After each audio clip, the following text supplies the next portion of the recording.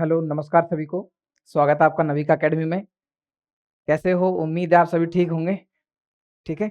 रीट के मैराथन के बाद में आज अपनी नेक्स्ट क्लास है और इस क्लास में अपन आरपीएससी का एक पेपर हुआ हाल ही में, deputy commandant home guard department का एग्जाम हुआ है। वैकेंसी 2025 की है। इस पेपर का सॉल्व कराने के पीछे कारण तो एक तो ये है कि भाई आरपीएससी की जो आगामी परीक्षाएं हैं, चाहे वो स्कूल लेक्चरर के फर्स्ट ग्रेड या सेकंड ग्रेड का पेपर हो, है ना, फर्स्ट ग्रेड या सेकंड ग्रेड का पेपर हो आरपीएससी का, या आरएस का जो नया सिलेबस चेंज हुआ है उसके अकॉर्डिंग जो पेपर आने वाला है, पीएसआई का जो पेपर होने वाला है, ये जो आने वाले पेपर हैं, उन स्टूडेंट को, उन विद्यार्थियों को थोड़ा सा सजग रहना पड़ेगा आरपीएससी से।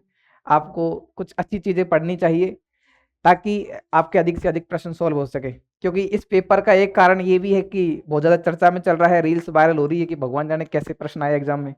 ज़्यादा नहीं, कुछ प्रश्न ज्योग्राफी के तो संभवतः अधिकतर प्रश्न ठीक थे, बाकी हिस्ट्री के कुछ ऐसे अनोखे प्रश्न आपको देखने को मिले थे, है ना, तो आप लोग देख के थोड़ा शौक हो गए होंगे। ये पेपर रहने वाला आगामी भर्ती परीक्षाओं में, इसलिए आपके सामने ये सॉल्व करवाना हमारी डबल जिम्मेदारी बन जाती है कि आगामी जो फर्स्ट ग्रेड सेकंड ग्रेड का आरपीएससी का जीके का पैटर्न रहने वाला है हिस्ट्री का, ठीक है, या फिर पॉलिटी की बात करें, पता है ना आपको कि पॉलिटी के प्रश्न आप लोग छोड़ के आ रहे हो हर पेपर में, है ना। ज्योग्राफी आप लोग अटेम्प्ट करते हो, राजस्थान हिस्ट्री कल्चर आप अटेम्प्ट करते हो, लेकिन हिस्ट्री के कुछ प्रश्न हैं जो आपको छोड़ने पड़ जाते हैं। कारण क्या है? कुछ अच्छे ऐसे प्रश्न होते हैं जो कहीं दूसरी जगह से आ जाते हैं, आप लोग सोचते हो कि हमने तो पढ़ा ही नहीं है, ठीक है। हालांकि जब आप मूल सोर्स की बात करते हैं कि भाई मूल स्रोत क्या होता है आरपीएससी के लिए, तो इधर उधर की बातें छोड़ो, सीधा आप तो हिंदी ग्रंथ अकादमी, ठीक है, हिंदी ग्रंथ अकादमी,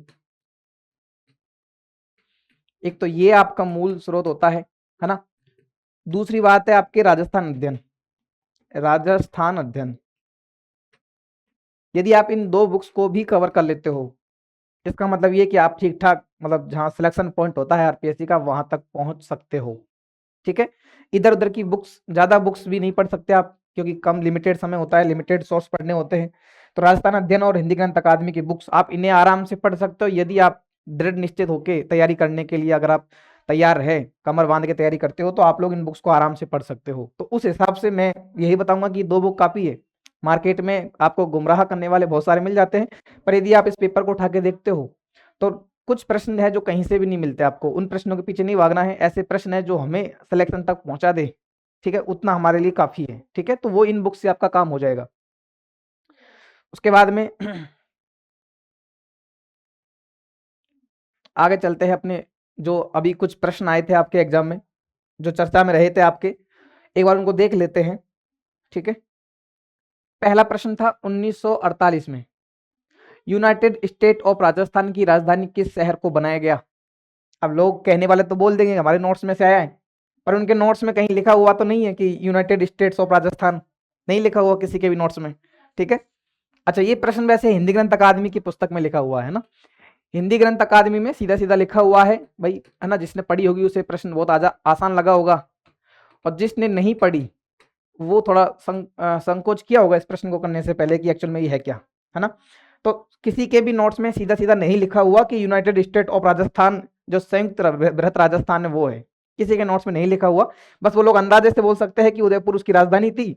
तो उस, हालांकि कहा गया था इसी यूनाइटेड स्टेट ऑफ राजस्थान को 1948 में संयुक्त बृहत राजस्थान का जो आपके एकीकरण हुआ था, उस चरण को यूनाइटेड स्टेट ऑफ राजस्थान कहा गया था, लेकिन ये बहुत कम नोट्सों में लिखा हुआ है। हिंदी ग्रंथ अकादमी ने इसको ऐसे कैसे सेम टू सेम छापा हुआ है, तो याद रखना भाई इसको। 1948 में यूनाइटेड स्टेट ऑफ राजस्थान की राजधानी किस शहर को बनाया गया है? तो याद रखना भाई उदयपुर को राजधानी बनाया गया है। आप लोग ऐसे प्रश्न कर सकते हो, ऐसे प्रश्न छोड़ने के नहीं होते, लेकिन जब जब आप ऑथेंटिक सोर्स पढ़ लेते हो, हिंदी ग्रंथ अकादमी की बुक को आप कम से कम कवर कर लेते हो, जब आप इस बुक को लेते हो मार्केट से, दुकान से लेके आते हो, तो इस बुक के ऊपर एक लाइन लिखी होती है कि राजस्थान लोक सेवा आयोग व अन्य महत्वपूर्ण परीक्षाओं के लिए। जब पुस्तक के ऊपर लिखा हुआ है कि राजस्थान लोक सेवा आयोग, इसका मतलब ये कि आरपीएससी ठीक ठाक इस पुस्तक को टारगेट करता है, ठीक है। बाकी आप मार्केट में कुछ भी पढ़ सकते हो, वो आपकी इच्छा है। बाकी आपके लिए जो सोर्स सही है, जो वाकई में आपके लिए अधिक फायदेमंद है, मैं आपके सामने वही सोर्स बताऊंगा। तो इस पुस्तक को आप देखोगे तो लगेगा कि अधिकतर प्रश्न यहाँ से पूछे जाते हैं, ठीक है। उसके बाद में अगला प्रश्न है, राष्ट्रीय कांग्रेस की स्थापना से पूर्व संस्थाओं को उनके नेताओं से सम्मिलित कीजिए। राष्ट्रीय कांग्रेस की जो स्थापना हुई थी आपके आजादी के समय, 1985 में इसकी सॉरी 1885 में इसकी स्थापना हुई थी। ठीक है, राष्ट्रीय कांग्रेस की स्थापना कब हुई थी? 1885 में। तो इसका आजादी में महत्वपूर्ण योगदान रहा था। इसके अधिवेशन हर वर्ष इसके अधिवेशन स्थापित किए गए थे। ठीक है, तो उन अधिवेशनों के संबंध में या फिर उस समय जो कांग्रेस थी उसके संबंध में जो आसपास के जो इर्द गिर्द के संगठन बनाए गए थे, ठीक है, आपके जो स्वतंत्रता आंदोलन में योगदान देने के लिए, उनसे संबंधित ये प्रश्न है।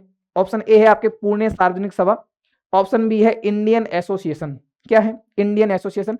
अच्छा, एक बात तो ये कि जो प्रश्न है इनके वन लाइनर प्रश्न आ चुके हैं, वन लाइनर प्रश्न इनके पूछे जा चुके हैं पहले। आरएस में भी या फिर और भी एग्जाम्स में वन लाइनर प्रश्न आता है, यहाँ पे इन्होंने सारे संगठन को एक साथ दे दिया, बस इतना सा फर्क है ना। ऑप्शन ए इसमें आपका ऑप्शन सी आपका सही जवाब हो जाएगा। ए में 4, पुणे सार्वजनिक सभा, महादेव गोविंद रानाडे, MG रानाडे। ठीक है, आप पढ़ते भी हो राजस्थान जो मॉडर्न इंडिया पढ़ते हो तो वहां पे ये प्रश्न आपको दिख जाता है, पुणे सार्वजनिक सभा, महादेव गोविंद रानाडे। बी में 3, इसका मतलब है इंडियन एसोसिएशन, सुरेंद्र नाथ बनर्जी। क्या है? सुरेंद्र नाथ बनर्जी। मद्रास महाजन सभा, सी में 1, MB राघव चेरियार, याद रखना भाई आपको ना। बॉम्बे प्रेसिडेंसी एसोसिएशन, ये याद रखना है। डी में क्या है? 2 है तो KT तेलंग। ठीक है, ये याद रखना भाई आपको ना। आगामी परीक्षा में जो फर्स्ट ग्रेड सेकंड ग्रेड का RS का एग्जाम है वहां भी इसी पैटर्न को फॉलो किया जाएगा RPSC द्वारा। इसलिए इन संगठनों को, ऐसा नहीं है कि आप इन संगठनों में आप इस प्रश्न को देख के रह जाए, नहीं, ऐसा नहीं करना है। इन संगठनों की स्थापना किसने की, नेता कौन थे, इनके बारे में एक एक दो दो लाइन और आप याद करके रहना तैयार। ठीक है, क्योंकि यहां से आपके प्रश्न आएंगे एग्जाम में।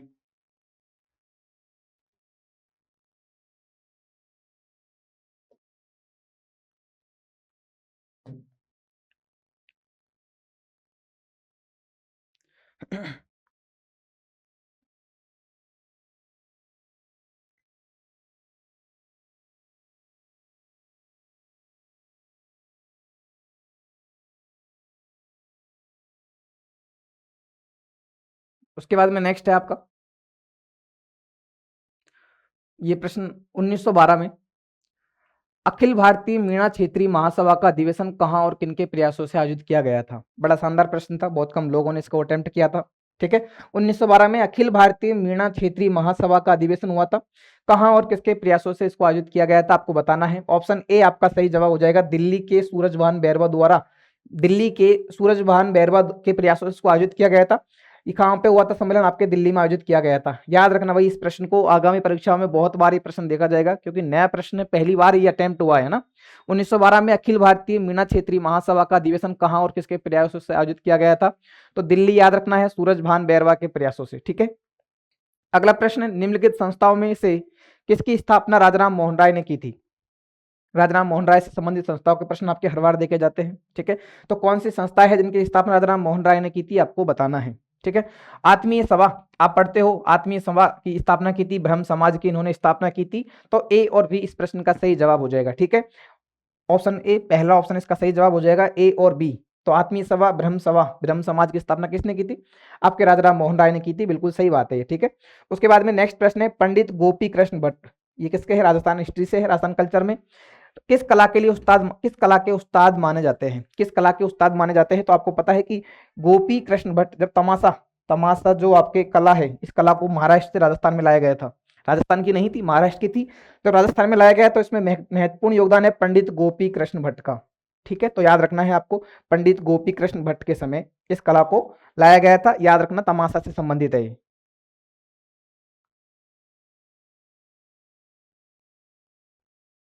क्या हो रहा है?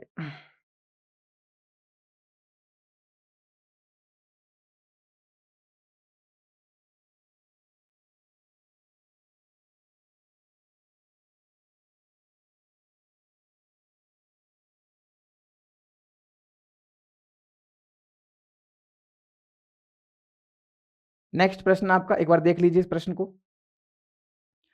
किस गोहिल शासक ने इल्तुतमिश की सेना को भूताला की लड़ाई में पीछे धकेला था? ठीक है, गोहिल शासक ने भूताला के युद्ध में, भूताला का युद्ध आपको पता है किस किस के बीच हुआ था? इल्तुतमिश और जैतर सिंह के मध्य में ये युद्ध हुआ था।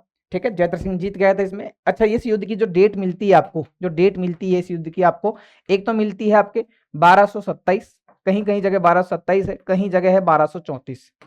ठीक है, अब ऐसा नहीं है कि इसमें से कोई एक गलत है या फिर कोई एक सही है, दोनों, ये दोनों ही डेट आपके ऑफिशियल सोर्स में भी लिखी हुई है। इसलिए डेट से आपको कंफ्यूज नहीं किया जाएगा। यदि डेट देनी होगी तो आपको प्रश्न में ही दे देगा, उत्तर में आपसे डेट नहीं पूछेगा। याद रखना, जैतर सिंह ने इल्तुतमिश की सेना को हराया था। भूताला का युद्ध जैतर सिंह का, ये प्रश्न काफी बार पूछा जा चुका है आरपीएससी या अधीनस्थ बोर्ड के द्वारा, तो इस प्रश्न को याद रखना भाई, ठीक है। उसके बाद में नेक्स्ट प्रश्न है आपका, उसके बाद में नेक्स्ट प्रश्न है आपका, राजस्थान की पिछवाई शैली की क्या विशेषताएं है। आप लोग वन लाइनर में इस प्रश्न को पढ़ते हो कि पिछवाई शैली की क्या विशेषताएं हैं, ठीक है। इस बार आरपीएससी ने सोचा कि आप लोगों को जितना भी नॉलेज है एक प्रश्न में पूछ लेते हैं, है ना। ऑप्शन ए है, वैष्णव मंदिरों में राधा कृष्ण एवं श्रीनाथ जी के पीछे श्रृंगार युक्त चित्र बनाए जाते हैं। ये अपन पढ़ते हैं कि श्रीनाथ जी जो मंदिर आपके नाथद्वारा में, राधा कृष्ण के मंदिरों में भी इसके चित्र बनाए जाते हैं, श्रृंगार युक्त चित्र प्रस्तुत किए जाते हैं। बिल्कुल सही बात है ये, है ना। अच्छा, अब लोगों ने इसमें क्या किया कि भाई आरपीएससी ने इतना जोर दिया है इस प्रश्न पे, तो हो सकता है चारों ही ऑप्शन सही हो जाए। लोग कौन सा ऑप्शन करके आ गए थे? ऑप्शन डी, मतलब चौथा ऑप्शन लोग इसमें करके आ गए थे, ठीक है। आरपीएससी ने थोड़ा सा दिमाग लगाया यहाँ पे, थोड़ा सा पेपर को टफ बनाया। पिछवाई सूती कपड़े पर एक ही आकार में बनाई जाती है। अच्छा, पिछवाई सूती कपड़े पर बनाई जाती है क्या? नहीं बनाई जाती, दीवारों पर चित्र बनाए जाते हैं, तो ये आपका ऑप्शन गलत हो जाएगा। उसके बाद में है, कोटा, बूंदी, किशनगढ़, नाथ द्वारा में यह शैली विभिन्न प्रकार की शैलियों में बनाई जाती है। नाथ द्वारा में अपन पढ़ते हैं जो आपका पिछवाई है, पिछवाई कला नाथ द्वारा अपन पढ़ते हैं, लेकिन किशनगढ़, बूंदी और कोटा में भी जो भगवान कृष्ण से संबंधित चित्र बनाए गए थे अपन पढ़ते हैं चित्रकला में, ठीक है। इवन जो कोटा के नरेश थे उसका भी अपन बहुत ज्यादा व्याख्यान पढ़ते हैं। किशनगढ़ में भगवान कृष्ण से जो राधा है भगवान कृष्ण है, इन दोनों से प्रेरित होकर वहां के राजा ने अपना नाम चेंज कर लिया था। तो किशनगढ़ में भी और बूंदी में भी इस जो पिछवाई है इसका प्रभाव देखा गया है। तो बिल्कुल सही बात है, ऑप्शन सी सही हो जाएगा।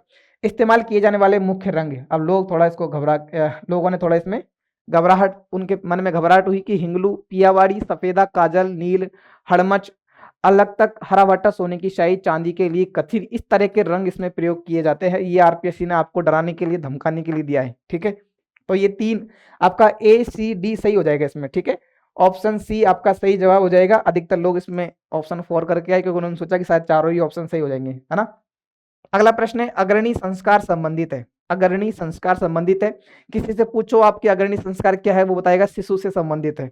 बाद में जब आप प्रश्न पढ़ोगे तो समझ में आएगा कि चारों ही ऑप्शन शिशु से संबंधित है। ऑप्शन ए है, गर्भ काल में शिशु सुरक्षा, प्रथम बार शिशु को चावल से खीर खिलाना, शिशु के मुंह में शहद और घी डालना, शिशु के नाम का चुनाव करना। इसमें ऑप्शन ए सही जवाब है, गर्भ काल में शिशु सुरक्षा, ठीक है। गर्भ काल में शिशु को सुरक्षा मिल सके माता के पेट में, इसलिए अग्रणी संस्कार किया जाता है, ठीक है। याद रखना भाई, इस तरह के ये जो प्रश्न नए नए प्रश्न है आगामी परीक्षाओं में आपको देखने को मिलेंगे ये, है ना, इसलिए याद रखना है इन प्रश्नों को। उसके बाद में नेक्स्ट प्रश्न है आपका, महात्मा गांधी। अच्छा, ये जो प्रश्न है बहुत ज्यादा वायरल हो रहा है आपके, है ना, कि भगवान जाने क्या ही पूछ लिया आरपीएससी ने। ये प्रश्न वायरल वायरल हो रहा है, महात्मा गांधी के नमक कानून तोड़ो आंदोलन में समूह द्वारा किस वाद्य यंत्र का उपयोग हुआ था। जो समूह था महात्मा गांधी के पीछे चल रहा था, उसने इस आंदोलन के दौरान, ठीक है, कौन से वाद्य यंत्र का प्रयोग किया है। इसमें आपका ऑप्शन ए है, सब प्रश्नों पे हमने टिक लगा रखे हैं, तंबूरा। क्या है? तंबूरा इस प्रश्न का सही जवाब हो जाएगा। याद रखना भाई इसको, ये प्रश्न अब आने वाले एग्जाम्स में देखा जाएगा, है ना। हालांकि जिन्होंने नेट जीआरएफ किया हुआ है उनको पता है इस प्रश्न का, क्योंकि पहले ये प्रश्न एक बार आ चुका है, ठीक है।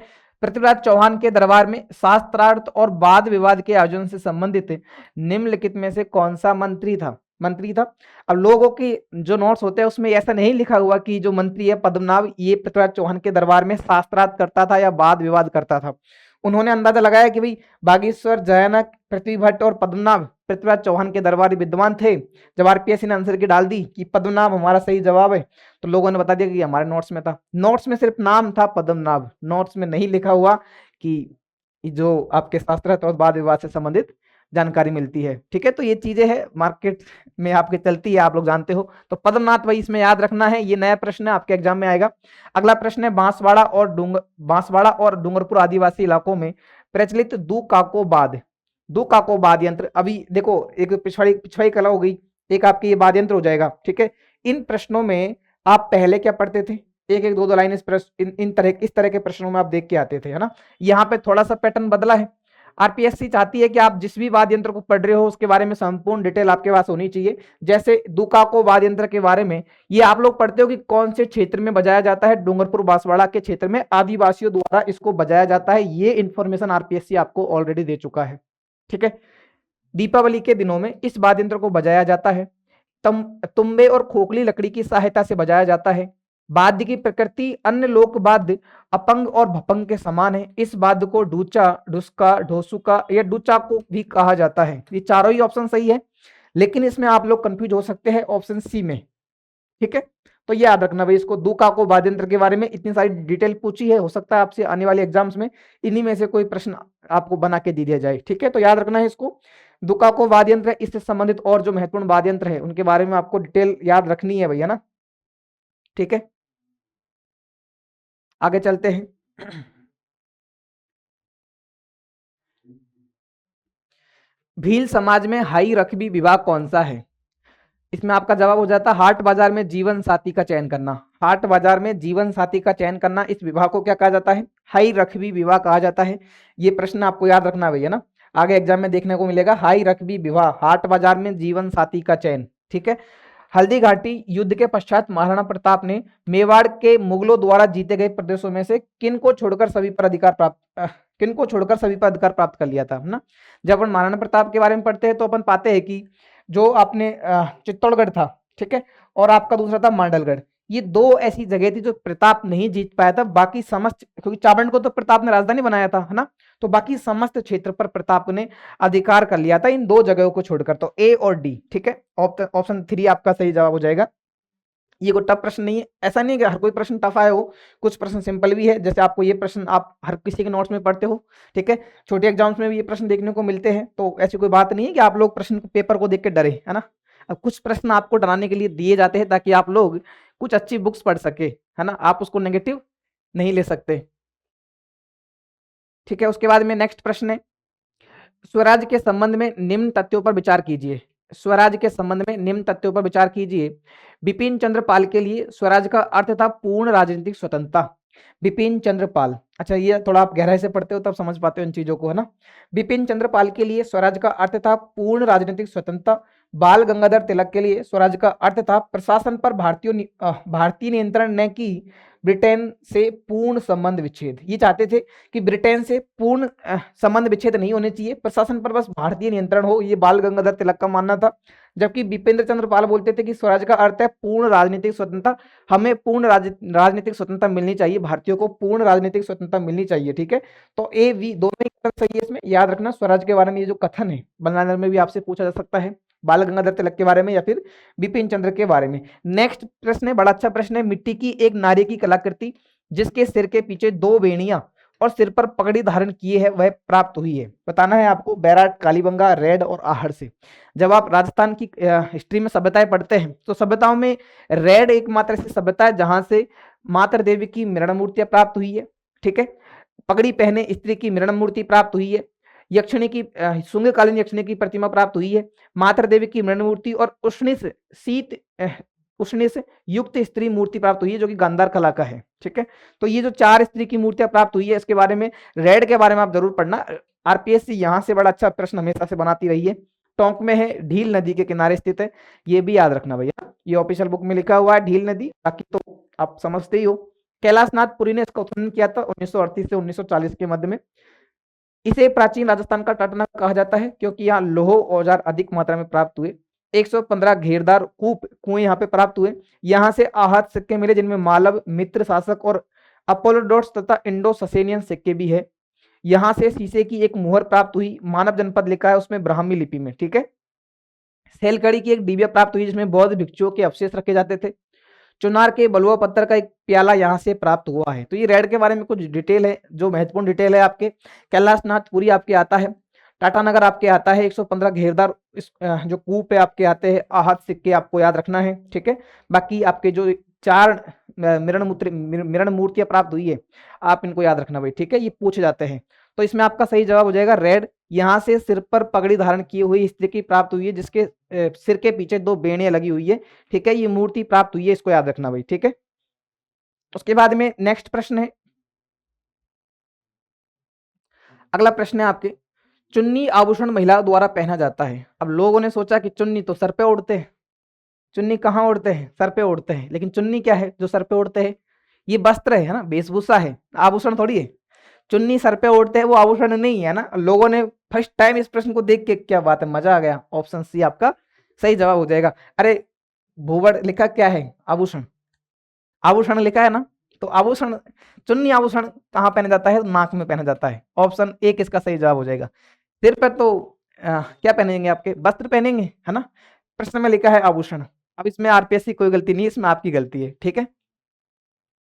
कम से कम गलत तो नहीं करते। पश्चिमी राजस्थान में कबीर से पूर्व निर्गुण भक्ति द्वारा दलित वर्ग को किस महिला संत ने भक्ति का मार्ग दिखाया था? भाई दलित वर्ग के बारे में किस, भाई कबीर से पहले निर्गुण भक्ति के बारे में। राजस्थान में निर्गुण भक्त कौन है? राजस्थान का कबीर किसे कहा जाता है? तो दादू दयाल जी को राजस्थान का कबीर कहा जाता है। कबीर ने जो पूरे इंडिया में छुआछूत के विरुद्ध जो आंदोलन किए हैं कबीर जी ने, या फिर दलितों को जो सम्मान दिया है, तो इनमें प्रश्न में पूछा कि राजस्थान में से कौन से संत है जिन्होंने इस क्षेत्र में कार्य किया है, दलितों के क्षेत्र में कार्य किया है, बताना है उस महिला संत के बारे में। तो आपने पढ़ा होगा जब बाड़मेर क्षेत्र में पश्चिमी राजस्थान में रूपादे ने मल्लिनाथ जी के साथ में छुआछूत विरोधी आंदोलन चलाया था और अछूतों के लिए कार्य किए थे, दलित वर्ग के लिए कार्य किए थे। तो इसमें रूपादे आपके प्रश्न नोट्सों से ही ये प्रश्न है, तो इसको याद रखना भाई, ठीक है। उसके बाद में नेक्स्ट है, आगे चलते हैं।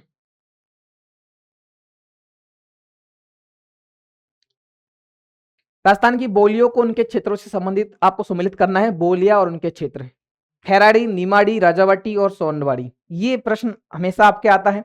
मैंने बताया था कि खनिजों में एक तो प्रश्न है आपके कि जो आपके सीमेंट उद्योग है, सीमेंट उद्योग का प्रश्न हमेशा ही मिलान में आता है, ठीक है। खनिज का बनलंदर प्रश्न भी देखने को मिलते हैं कि कौन सा स्थान है, और आपके मिलान वाला प्रश्न भी देखने को मिलता है। लेकिन बोली का अधिकांशतः है, बोली और सीमेंट उद्योग, ये दो प्रश्न ऐसे हैं जो हमेशा अधिकतर 90% चांस होते हैं कि वो आपसे मिलान ही करवाएगा। तो ये ऐसे पैटर्न को आप फॉलो कर सकते हैं कि भाई ये तो मिलान में आएगा, हमें कौन सी चीजें हैं जो याद रखनी है, ठीक है। मिलान वाले प्रश्न अच्छे इसलिए होते हैं क्योंकि आपके पास में एक या दो ऑप्शन यदि मिल जाते हैं तो आपका प्रश्न सही हो जाता है। जैसे एक में 3 है, खैराड़ी की बात करें तो पश्चिमी राजस्थान में खैराड़ी बोली जाती है। बी में 1 तो निमाड़ी कहाँ बोली जाती है? दक्षिणी राजस्थान में निमाड़ी बोली जाती है, क्योंकि जो आपके, एक मिनट देख लेते हैं इसमें निमाड़ी कहाँ है आपके, इसमें लिखा हुआ नहीं है ना। तो मालवी की उपबोली है, जो मालव भाषा है उसकी उपबोली है, मालवी की उपबोली है निमाड़ी, निमाड़ी और रांगड़ी, ठीक है। निमाड़ी और रांगड़ी मालवी की उपबोली है, इस बात को याद रखना। तो उपबोलियों से प्रश्न पूछा है। राजावाटी की बात करें तो सी में 4 है, इसका मतलब मध्य पूर्वी राजस्थान में। और सोंडवाड़ी की बात करें तो डी में 2, इसका मतलब दक्षिण पूर्वी राजस्थान में, ठीक है। सोंडवाड़ी कहाँ है आपके? दक्षिण पूर्वी राजस्थान में, झालावाड़ क्षेत्र में ये बोली जाती है। खैराड़ी याद रखना पश्चिमी राजस्थान में है, निमाड़ी याद रखना दक्षिणी राजस्थान में है, राजावाटी याद रखना मध्य पूर्वी राजस्थान में। ये कुछ बोलियां हैं। वहां आपसे क्षेत्र वाइज प्रश्न पूछा है, यहाँ आपके कुछ जिले हैं, आप याद रख सकते हैं। अहिरवाटी अलवर, जयपुर, कोटपुतली, मुंडावर में बोली जाती है, आपको पता है।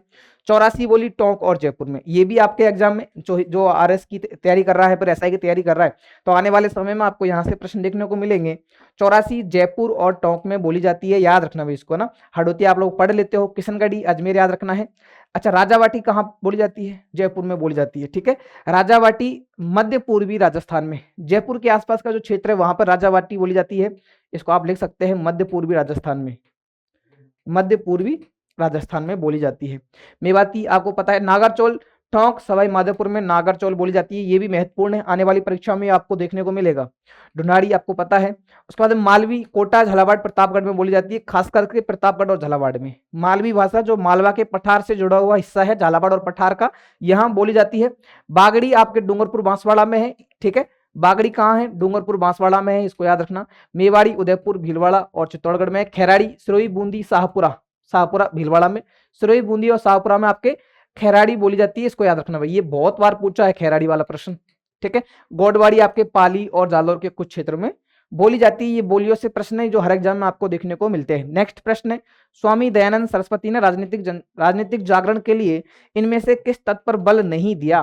तो स्वामी दयानंद सरस्वती के बारे में अपन पढ़ते कि इन्होंने क्या बोला था? स्वराज, स्वधर्म और स्वदेशी, ठीक है। स्वराज पर, स्वधर्म पर और स्वदेशी पर इन्होंने बल दिया है। तो आप वहां से देख सकते हो कि स्वाध्याय इसमें शामिल नहीं है, ऑप्शन 1 आपका सही जवाब हो जाएगा, ठीक है।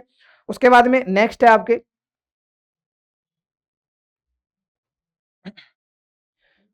कोटा जिले में सीतावाड़ी के मेले में आने वाले श्रद्धालु किस कुंड में चढ़ावा नहीं देते? ये लोगों ने सोचा पता नहीं क्या पूछ लिया, है ना। कोटा जिले में सीतावाड़ी के मेले में आने वाले श्रद्धालु किस कुंड में चढ़ावा नहीं देते, ये प्रश्न था आपके। तो इस प्रश्न का सही जवाब है भरत कुंड, ठीक है। याद रखना इस प्रश्न को भाई, भरत कुंड है। ये थोड़ा अनोखा प्रश्न है, आने वाले एग्जाम्स के लिए आपको याद रखना है इस प्रश्न को। उसके बाद में नेक्स्ट है आपके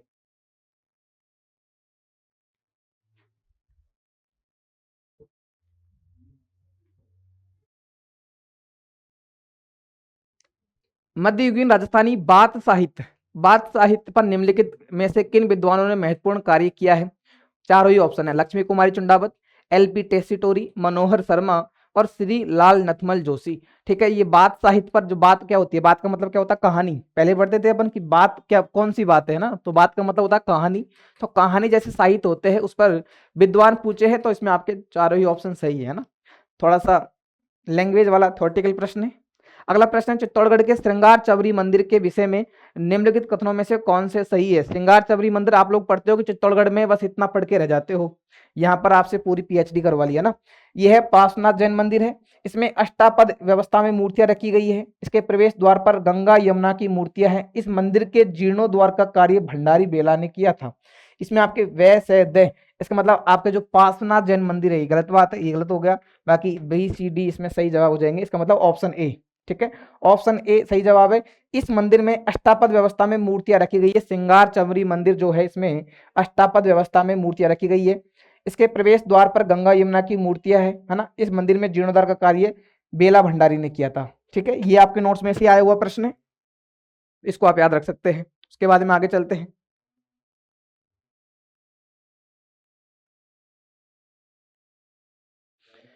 उदयपुर राज्य ने 1919 में बिजोलिया किसान आंदोलनकारियों की शिकायतों की सुनवाई के लिए एक आयोग गठित किया था, निम्नलिखित में से उस आयोग का सदस्य नहीं था। उदयपुर में जो बिजोलिया किसान आंदोलन चल रहा था आपके मेवाड़ क्षेत्र में, उस क्षेत्र में इस जो आंदोलन में आयोग गठित किया गया था, उसमें पूछना है इसमें से कौन शामिल नहीं था?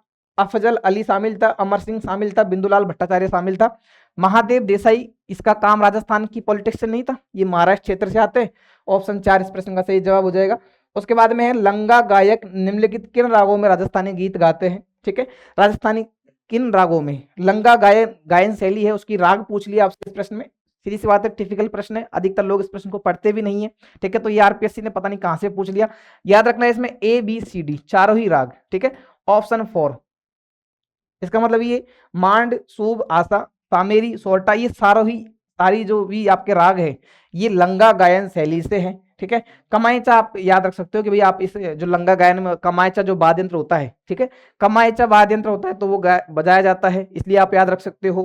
ठीक है, सिंधी आपके सारंगी बजाई जाती है, इसलिए याद रख सकते हो। मांड आप पढ़ सकते हो, मांड सूब आशा सामेरी सोरठ तोड़ी। सीधी सी बात है, आप लोग इस प्रश्न को गलती, मतलब कोई भी अधिकतर प्रश्न अधिकतर लोग इस प्रश्न को गलती करेंगे, है ना, तो थोड़ा टिपिकल प्रश्न में आ सकता है ये। ठीक है, उसके बाद में नेक्स्ट प्रश्न है, जसनाती सिद्धों को निशान नक्कारा, जसनाती सिद्धों को निशान नक्कारा सहित पूरे भारत में घूमने का ताम्रपत्र किस बादशाह ने प्रदान किया? औरंगजेब ने प्रदान किया है, इस बात को याद रखना भैया ना। जसनाती सिद्धों के बारे में ये जो प्रश्न है बड़ा अच्छा प्रश्न है, आने वाले एग्जाम्स में जरूर देखा जाएगा ये प्रश्न, याद रखना भाई। पिछली बार 2025 में भी कुछ ऐसे पेपर लगे थे, जैसे आपके सेकंड ग्रेड का एक पेपर हो गया था संस्कृत डिपार्टमेंट का दिसंबर 2024 में। उसके बाद में जब अधिकतर जो प्रश्न थे मैंने बताया था कि वहां से आपके पेपर है जो आपके पीवाईक्यू टाइप में या फिर आपके जो रिपीट होते हैं, जो नए प्रश्न होते हैं, उनकी संभावना रहती है कि वो आने वाले एग्जाम्स में देखने को मिलेंगे। तो जो दिसंबर का पेपर था संस्कृत डिपार्टमेंट का, सभी लोगों को वो पेपर बहुत टफ लगा था ना, लेकिन हुआ ये कि उस पेपर में से 4 प्रश्न आरएस प्री में पूछे गए 2025 में, जो फरवरी में हुआ था। उसके बाद आने वाली एग्जाम्स में हर एग्जाम्स में लगभग 1 या 2 प्रश्न वहां से रिपीट होता रहा, है ना। तो ये जो प्रश्न है इसके बारे में आप लोगों की धारणा ये है कि ये बहुत टफ प्रश्न, यदि ये टफ प्रश्न है तो सीधी सी बात ये है कि आने वाले एग्जाम्स में यहाँ से क्वेश्चन रिपीट होंगे, है ना। इस पेपर को आपके जो ऑप्शन है उनके हिसाब से रट लेना है, क्योंकि ये प्रश्न पेपर आपके एग्जाम्स में बार बार देखने को मिलेगा, है ना। तो सीधी सी बात है ना, स्मार्ट स्टडी ये भी होती है कि आप आरपीएससी क्या पूछ रही है आप उसको याद रखो और पेपर के प्रश्न जो आपको सही कर सकते हैं। ठीक है, भारत में अगर कोई उत्तर से दक्षिण की ओर यात्रा करता है, यदि आप भारत में रहते हैं और यदि आप उत्तर से दक्षिण की ओर यात्रा करते हो, ठीक है, ये नॉर्थ है ये साउथ है, उत्तर से दक्षिण की ओर यात्रा करते हो तो पर्वत श्रृंखला, पर्वत जो श्रेणी है उनका क्या क्रम आपको दिखाई देगा? विंध्यन, सतपुड़ा, अजंता। ये राजस्थान में अरावली है, ठीक है, यहाँ आपका विंध्यन आता है, उसके बाद आपका सतपुड़ा आता है, उसके बाद में महाराष्ट्र में आपके अजंता आती है, महाराष्ट्र में आपके अजंता है। आप इस प्रश्न को आसानी से सॉल्व कर सकते हो, अजंता महाराष्ट्र में है। उसके बाद में सतपुड़ा, सतपुड़ा और विंध्यन के बीच में आपके क्या क्या नदी, कौन सी नदी बहती है? आपकी नर्मदा नदी बहती है ना। तो आप इस प्रश्न को ऐसे भी कर सकते हो, राजस्थान के जस्ट नीचे कौन सा है? अरावली के पास में विंध्यन है, विंध्यन के बाद में सतपुड़ा है और सतपुड़ा के बाद में अजंता है। राजस्थान वाले बच्चे इसको आराम से कर सकते हैं, क्योंकि जब अपन हाड़ौती के पठार पढ़ते हैं तो हाड़ौती के पठार में आप विंध्यन कगार नाम का एक भूभाग भी पढ़ते हैं। हाड़ौती के पठार में आप क्या पढ़ते हैं? विंध्यन कगार, तो सतपुड़ा कगार तो वहां पे आएगा नहीं, तो विंध्यन कगार जब वहां पे आप पढ़ते हो, इसका मतलब ये राजस्थान वहां से सटा हुआ है ना, तो जो नजदीक होगा वो कौन सा होगा, विंध्यन होगा। तो ये प्रश्न आपका सही हो जाएगा। उसके बाद में नेक्स्ट प्रश्न है आपके खनिजों के बारे में है। खनिज है, मिलान करवाना है क्षेत्रों से, लोह, मैग्नीज, सीसा दस्ता और तांबा, है ना। अब कोचिंग वाले क्या बोलेंगे आपसे कि जैसे तांबा है, तांबा में डी ऑप्शन में क्या है, डी में 2 है, तांबा का अकवाली। यदि किसी नोट्स किसी बुक में, किसी नोट्स में किसी टीचर ने तांबा में आपके अकवाली लिखा दिया, उनकी किस्मत अच्छी है कि वो लिखाया हुआ है नोट्स में। उसके बाद में ये 3 जोपोर, सागवा, नानावास कहीं नोट्सों में नहीं मिलते, लेकिन वो आपको कैसे बोलेंगे कि भाई ये प्रश्न तो हमने करवाया हुआ है। ठीक है, इसलिए हिंदी गणित अकादमी की बुक्स पढ़िए, आपके सोर्स खनन क्षेत्र वहां मिल जाएंगे और आप इस प्रश्न को सही कर सकते हैं वहां से देखकर, क्योंकि नोट्सों में आपको 2-4 नाम मुश्किल से मिलते हैं कि ये खनन क्षेत्र है ना, तो उस हिसाब से तो आरपीएससी आपका पेपर गलत करवा देगी। बोर्ड पैटर्न चला गया है कि आप फिक्स पढ़ते थे तांबा कहाँ मिलता है, खेतड़ी झुंझुनों में तांबा मिलता है, अब वो आपसे नहीं पूछा जाएगा ना। टंगस्टन कहाँ मिलता है कि डेगाना नागौर में टंगस्टन मिलता है। लोहा कहाँ मिलता है, मोरिजा बानोल, नीमला, रायसेना में लोहा मिलता है। वो अब नहीं देती आरपीएससी, अब नए जो खनन क्षेत्र है वो आपके आरपीएससी पूछती है, तो आपको हिंदी गणित अकादमी पढ़नी चाहिए, वहां पर खनन क्षेत्र लिखे हुए हैं। ठीक है, तो आप वहां से इन चीजों को पढ़ सकते हो। हिंदी गणित अकादमी बार बार मैं सजेस्ट इसलिए कर रहा हूँ क्योंकि वहां कुछ ऐसी महत्वपूर्ण चीजें हैं जो आपके लिए आगामी परीक्षा में बहुत ज्यादा लाभप्रद साबित होगी। बाकी कोई नोट्स रखे रखे रह जाएंगे, सारे नोट्स कोई काम नहीं आने वाले, है ना। तो लोह क्षेत्र में बात करें तो याद रखना नानावास लोह क्षेत्र का स्थान है। उसके बाद में मैग्नीज की बात करें तो सागवा में मैग्नीज मिलता है। ठीक है, सीसा दस्ता जोपोर में मिलता है, तांबा मिलता है अकवाली में। ठीक है, मैग्नीज में आप पढ़ते रहते हो, बांसवाड़ा का जो क्षेत्र है हमें लीलवाड़ी तलवाड़ा ये जो क्षेत्र है वहां पे आपके मैग्नीज मिलता है। लेकिन नया क्षेत्र कौन सा है, सागवा है, जो आरपीएससी ने पूछा है, इसको आपको याद रखना है। उसके बाद में आगे चलते हैं।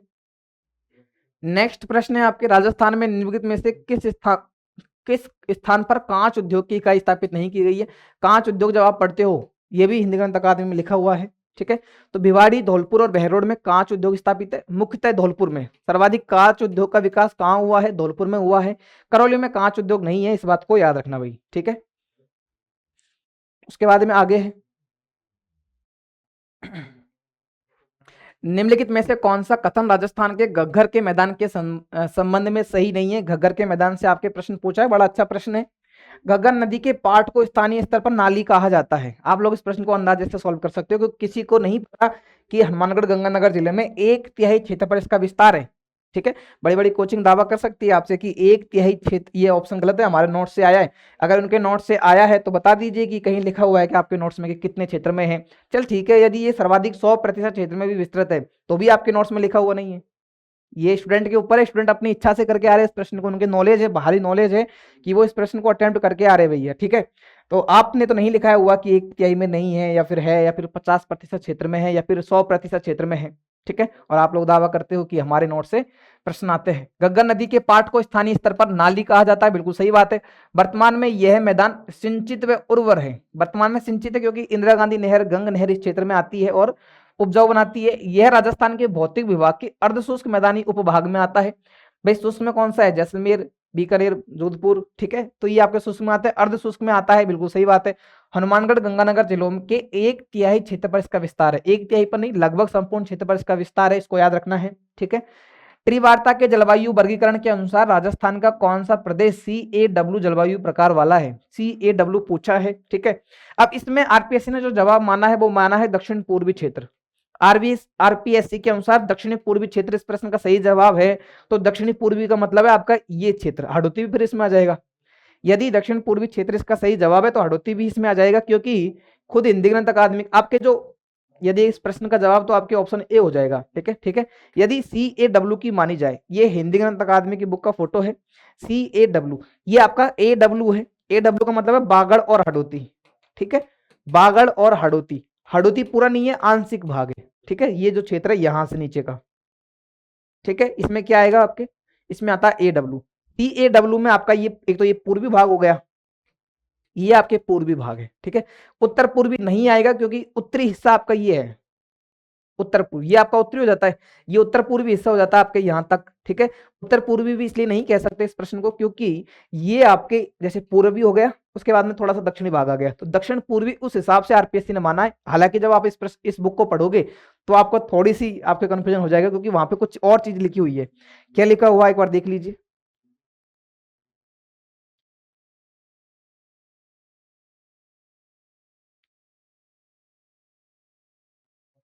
ठीक है, यहाँ पे क्या लिखा हुआ है, यहाँ पे VWH जो कि उष्ण मरुस्थलीय प्रदेश है, जैसलमेर और पश्चिमी बीकानेर में पाया जाता है। ठीक है, CAW अर्ध उष्ण आर्द्र क्षेत्र, यहां पे उन्होंने लिखा हुआ है पूर्वी राजस्थान।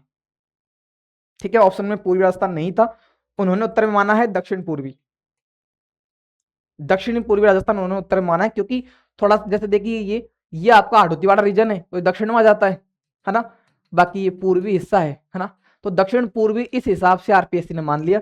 जबकि AW में उन्होंने लिखा हुआ कि दक्षिण पूर्वी राजस्थान में AW का विस्तार है। AW आपको एक तो दक्षिणी हो गया और दक्षिण पूर्वी हो गया, AW में आपको कोई कंफ्यूजन नहीं है। ठीक है, लेकिन CAW में थोड़ा सा कंफ्यूज होते हैं लोग, लेकिन आरपीएससी ने जो माना है दक्षिण पूर्वी राजस्थान, आपको याद रखना है आगे। ठीक है, ये भी याद रखना, BSH में आपका उष्ण और अर्ध उष्ण स्टेपी जलवायु वाला प्रदेश आता है। नेक्स्ट प्रश्न है, कौन सी रॉक फास्फेट की खान है राजस्थान, बताना है। नीमच माता और झामर कोटला, आपको पता है कि उदयपुर के झामर कोटला में रॉक फास्फेट बहुत ज्यादा पाया जाता है। ठीक है, रॉक फास्फेट की खान है आपके झामर, नाथरा की पाल कौन सा है आपके, लोहे वाला है ना। नीमच माता और झामर कोटला में रॉक फास्फेट पाया जाता है, ये आपके नोट से है, आप इसको याद रखना, आगे भी एग्जाम में प्रश्न आएगा। भारत के विशाल मैदान के संदर्भ में निम्नलिखित में से कौन सा कथन सही है या है। ठीक है, हिमालय मतलब जो भारत के विशाल मैदान उसके बारे में प्रश्न पूछा है, ABC आपके सही जवाब हो जाएंगे। ठीक है, ABC सही जवाब हो जाएंगे। कैसे सही हो जाएंगे आपके, हिमालय की तलहटी से दक्षिण की ओर जलोढ़ की औसत गहराई कम हो जाती है। हिमालय की तलहटी से यदि आप दक्षिण की ओर जाते हो तो जलोढ़ की औसत गहराई कम हो जाती है। पंजाब राजस्थान के मैदान असम की तुलना में अधिक चौड़े हैं, सीधी सी बात है, पंजाब और राजस्थान के मैदान चौड़े हैं, जबकि जो ब्रह्मपुत्र वाला क्षेत्र है, जो आपके उत्तर का विशाल मैदान में कौन कौन से नदी वाले क्षेत्र आते हैं, यदि आप ब्रह्मपुत्र राजस्थान जो भारत का विशाल मैदान उत्तर के विशाल मैदान के बारे में जानते हो तो ये आपका संपूर्ण क्षेत्र उत्तर के विशाल मैदान में आ जाता है। ठीक है, उत्तर के विशाल मैदान में ये क्षेत्र आता है, इसमें आपका सिंधु वाला क्षेत्र आता है, सिंधु सतलज वाला क्षेत्र इसमें आता है, गंगा का मैदान इसमें आता है और ब्रह्मपुत्र का मैदान इसमें आता है, ब्रह्मपुत्र का मैदान इसमें आता है। सिंधु का जो मैदान है, सिंधु सतलज का मैदान है, वहां पे आपके दो आप देखने को मिलते हैं। ब्रह्मपुत्र का मैदान है जो कि संकरा मैदान है। ठीक है, संकरा मैदान है, चौड़ाई कम है इसकी। ठीक है, ये लगभग 100 किलोमीटर में इस तरह फैला हुआ है असम में। ठीक है, असम में 100 किलोमीटर फैला हुआ है, सकरा मैदान है बहुत कम, लेकिन राजस्थान और पंजाब का जो क्षेत्र है यहाँ पे सतलज का मैदान है, ये चौड़ा मैदान है।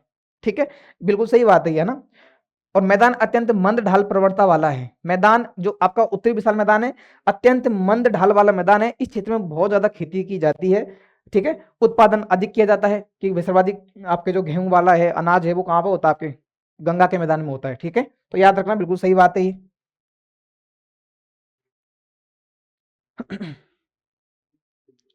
उसके बाद में नेक्स्ट प्रश्न है आपका, 2011 की जनगणना के अनुसार निम्न में से कौन सी जनसंख्या के आधार पर राज्यों के समूह को सही अवरोही क्रम में बताना है। ठीक है भाई, अवरोही क्रम में बताना है, आपको बताना है इसमें, तो इसका ऑप्शन ए, जैसे कि जनसंख्या में उस दिन जैसे इंडियन ज्योग्राफी में, ठीक है, भारत की ज्योग्राफी की यदि बात करें, ज्योग्राफी में जनसंख्या वाले टॉपिक में, ठीक है, हालांकि रीट के लिए इसको पढ़ाया नहीं था, सोच रहे थे कि रीट के मैराथन के हिसाब से इसको पढ़ा लिया जाए, लेकिन उसमें ज्योग्राफी में जो जनसंख्या वाला टॉपिक है उसमें अब आप लोग सोचते हो कि बड़े बड़े राज्य पढ़ के चले जाते हो कि उत्तर प्रदेश में है, पश्चिम बंगाल में है, बिहार में है, जो मेन जनसंख्या वाले राज्य है आप इसको पढ़ के चले जाते हो, लेकिन इसने यहाँ पे कौन सा पूछ लिया, जो आपके मेघालय, मणिपुर, नागालैंड, मिजोरम, इस प्रश्न का हालांकि जवाब एक ऑप्शन, आपका ऑप्शन एक इस प्रश्न का सही जवाब हो जाएगा, लेकिन इसने जो राज्य पूछे हैं, अवरोही क्रम वाले राज्य पूछे हैं, कम जनसंख्या वाले राज्य पूछे हैं, तो आप लोगों के लिए यही सलाह है कि आप आरपीएससी की तैयारी कर रहे हो और आप सोचते हो कि जो मेन हाईलाइट होते थे पहले जहां से प्रश्न आते थे, यदि आप उनको पढ़ के जाओगे तो आप लोग की सिलेक्शन ले पाओगे, तो ऐसा नहीं है। आरपीएससी इनको देख के ये बताना चाह रही है कि भाई आप लोग सिलेबस का हर पहलू को अटेम्प्ट करो, जो सिलेबस में जैसे जनसंख्या सिलेबस में लिखी हुई है, तो आप राजस्थान की जनसंख्या में पढ़ते हो कि सर्वाधिक जनसंख्या कहाँ है, सबसे कम जनसंख्या कहाँ है। ठीक है, तो ठीक वैसे ही यहाँ भी इंडिया की जनसंख्या में भी आपको वैसे ही पढ़ना है कि सर्वाधिक जनसंख्या वाले राज्य आप पढ़ लेते हो, कम जनसंख्या वाला आप छोड़ देते हो, तो नहीं छोड़ना है, याद रखना है भाई इसको। ठीक है, तो अवरोही क्रम में बताना था, तो इस प्रश्न का सही जवाब हो जाएगा मेघालय। ठीक है, उसके बाद में मणिपुर है, उसके बाद में नागालैंड है और मिजोरम है। आगे प्रश्न है आपके, कृषि सांख्यिकी 2022-23 के अनुसार राजस्थान में सर्वाधिक जौ का उत्पादन करने वाला, तो राजस्थान में सर्वाधिक जौ कहां होती है, सर्वाधिक जौ होती है आपके गंगानगर में। ठीक है, पहले स्थान पर है गंगानगर, उसके बाद में सेकंड स्थान पर कौन सा जिला है, आपके जयपुर जिला सेकंड स्थान पर आता है, बिल्कुल सही बात है। ठीक है, तो जो आपके जयपुर में होती है, इस बात को याद रखना भाई। ठीक है, जनगणना 2011 के अनुसार राजस्थान में पुरुष और महिलाओं की साक्षरता दर क्या है? तो आपको साक्षरता दर बतानी है पुरुष और महिलाओं की। तो 79.2 पुरुषों की साक्षरता दर है और 52.1। राजस्थान बिहार के बाद में दूसरा राज्य है जिसकी सबसे कम महिला साक्षरता दर है। ठीक है, राजस्थान दूसरा राज्य है भारत का जिसमें सबसे कम महिलाओं की साक्षरता दर है, इस बात को याद रखना। तो 79.2, 52.1 याद रखना भैया ना। डांग श्रेणी, ढूंढवा श्रेणी, चूरिया घाट पहाड़िया किसका भाग है? तो शिवालिक का भाग है। इंडियन ज्योग्राफी में एनसीईआरटी में सीधा सीधा लिखा हुआ है कि ढूंढवा श्रेणी कहाँ है? शिवालिक श्रेणी में। तो चूरिया घाट कहाँ है? शिवालिक श्रेणी में। ठीक है, ये एनसीईआरटी में लिखा हुआ है भैया ना। राजस्थान में सर्वप्रथम चीनी मिल की स्थापना किस वर्ष हुई थी? चीनी मिल की स्थापना किस वर्ष हुई थी? 1932 में। ये 2-3 बार इस प्रश्न को पूछ लिया है। ठीक है, मैंने पहले ही बताया था क्लास में कि ये प्रश्न आपके एग्जाम में आता है। प्रथम चीनी मिल 1932 में स्थापित की गई थी। 1932 में भोपाल, सागर, चित्तौड़गढ़ में। मैंने ये भी बताया कि निजी क्षेत्र की मिल है। ठीक है, ये निजी क्षेत्र की मिल है, भोपाल, सागर, चित्तौड़गढ़ में पहली बार स्थापित की गई थी। इसकी सन भी याद रखना, स्थान भी याद रखना है। अन्य शुगर मिल है, ये भी याद रखना भैया ना। पहले आरपीएससी ने पिछला पेपर लगा था, वहां पूछा चुकंदर से चीनी बनाने का कारखाना कहाँ है? तो गंगानगर में है। इस बार पूछ लिया कि पहली मिल कौन सी थी। ठीक है, तो यहां से आपका प्रश्न आगामी परीक्षा में और भी देखने को मिल सकता है। चीनी उद्योग को आपको रट के जाना है थोड़ा सा।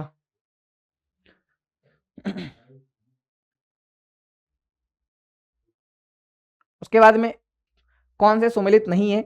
झीलें पूछी है। कोलाय झील बीकानेर में है, गढ़ीसर झील जैसलमेर में है, आपको पढ़ाया हुआ है। सिलिसिट झील अलवर में है और आपका गैब सागर झील ये बांसवाड़ा, ये गलत है।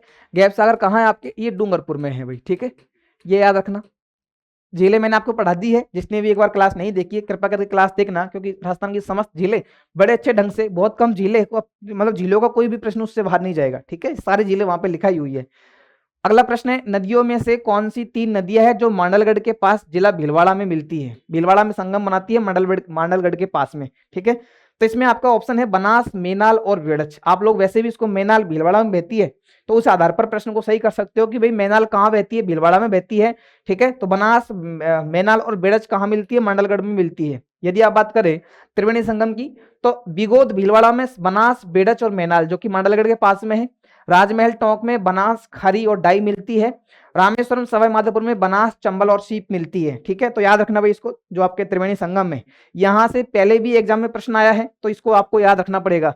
ये ट्रेंड बन चुका है आरपीएससी का कि सीमेंट उद्योग से प्रश्न आना ही आना है, झीलों का एक प्रश्न आना ही आना है। ये ट्रेंड है आरपीएससी का, तो आपको ये चीज याद रखनी है भैया ना।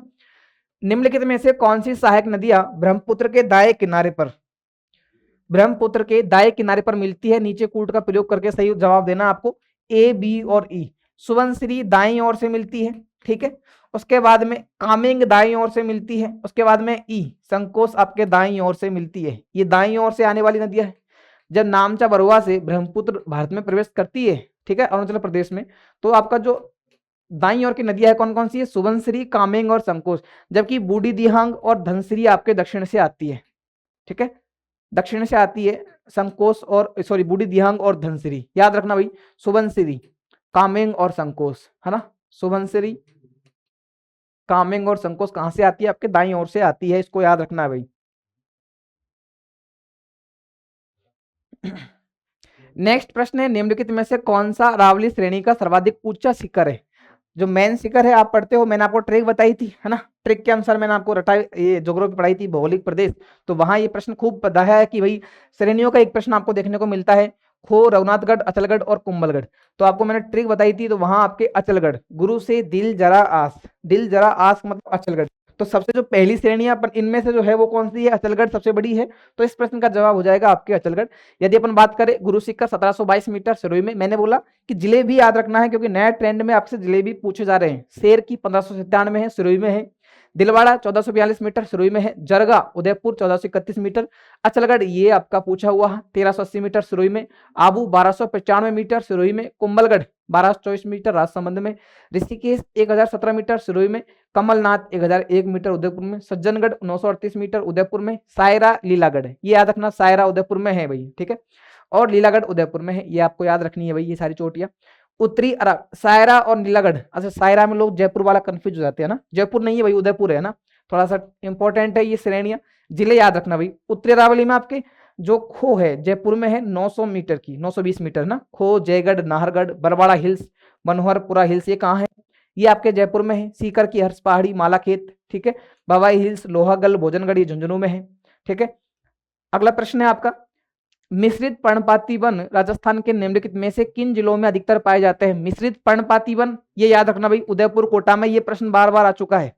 ठीक है, ये नया प्रश्न नहीं है, पहले भी रिपीट हो चुका है। मिश्रित पर्णपाती वन उदयपुर, कोटा में है, याद रखना।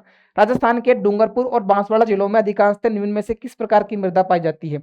डूंगरपुर, बांसवाड़ा में लाल लोमी सॉइल पाई जाती है, इस बात को याद रखना भैया। ये प्रश्न बहुत बार आया है, पहले भी आरपीएससी इसको पूछ चुकी है ना। मैं तभी बोल रहा हूँ आपसे कि कम से कम पीवाईक्यूज आप पढ़िए, क्योंकि पीवाईक्यूज के प्रश्न है जो आपसे बार बार पूछे जा रहे हैं, है ना। ये रेड लोमी सॉइल का प्रश्न आप मानोगे नहीं, कम से कम 4-5 बार पूछा है 2025 में। ठीक है, तो आप इसको याद रखना, रेड लोमी सॉइल आपके डूंगरपुर, बांसवाड़ा में पाई जाती है। पहले भी मैंने इस प्रश्न को आपको बताया था। ठीक है, उदयपुर जिले के मध्य एवं दक्षिणी भाग में सलूम्बर, डूंगरपुर, बांसवाड़ा में मिलती है। ठीक है, इसमें चूना, पोटास, लोह ऑक्साइड एवं फास्फोरस की कमी होती है। लाल रंग इसका लोह अंश की उपस्थिति के कारण इसका लाल रंग दिखाई देता है। इसमें चावल, मक्का और गन्ने की खेती की जाती है, याद रखना भाई इसको। ठीक है, उसके बाद में नेक्स्ट है आपका ये जो प्रश्न है, ये भी प्रश्न पूछा गया है, राजस्थान में मक्का की कौन सी किस्म नहीं है? ये रीट की जो मैराथन क्लास हुई थी, मैंने वहां भी आपको बताया था कि आपसे एग्जाम में पूछा जाएगा। तो धवल, माही, कंचन, नवज्योति किसकी किस्म है? मक्का की है। आरसीबी 911 बाजरे की किस्म है, इस बात को याद रखना। ये आपका ऑप्शन डी इस प्रश्न का सही जवाब हो जाएगा। उसके बाद में 1991 से 2001, 1991 से 2001 और 2001 से 2011 के दशकों के बीच भारत की जनसंख्या की दशकीय वृद्धि दर लगभग कितना अंतर था? अंतर पूछ लिया आपसे, इसका उत्तर याद रखना -3.84। ठीक है, ये याद रखना भाई, इस प्रश्न को थोड़ा सा आपको झटका देने वाला प्रश्न है, याद रखना है। डग गंगाधर उच्च प्रदेश राजस्थान के किस भौतिक विभाग के अंतर्गत आता है? डग गंगाधर उच्च प्रदेश के बारे में पूछा है। तो मैंने जब भौगोलिक प्रदेश पढ़ाए थे तो आपको बताया था कि आपके जो भौगोलिक प्रदेश में हाड़ौती का भाग है या फिर दक्षिण पूर्वी पठार है, तो दक्षिणी पूर्वी पठार में मैंने आपको खूब बताया है कि भाई ये भी आपसे ऐसा नहीं है कि कोई डिटेल में ही हमेशा प्रश्न पूछ लिया जाए, क्योंकि उससे पहले एक एग्जाम हुआ था, उसमें आपसे डग गंगाधर की उच्च भूमि के बारे में ये पूछा था कि इसकी औसत ऊंचाई कितनी है, ये किसकी पश्चिमी सीमा बनाती है? चंबल नदी की पश्चिमी सीमा बनाती है। तो ये आपसे स्टेटमेंट में पहले पूछा जा चुका है। अभी इस बार आरपीएससी ने पूछ लिया कि डग गंगाधर उच्च भूमि किस भौतिक विभाग के अंतर्गत आती है? तो दक्षिण पूर्वी पठार या हाड़ौती के पठार के अंतर्गत ये आती है। ठीक है, तो इसमें याद रखना, हाड़ौती के पठार के 5 उपभाग है, अर्धचंद्राकार पर्वत श्रेणियां, नदी निर्मित मैदान, शाहबाद का उच्च स्थल, झालावाड़ का पठार और डग गंगाधर उच्च भूमि। ठीक है, डग गंगाधर उच्च भूमि में याद रखना हाड़ौती के पठार का दक्षिण पश्चिमी भाग है, इसकी औसत ऊंचाई है 450 मीटर, याद रखना इसको। पश्चिमी सीमा बनाती है चंबल नदी की।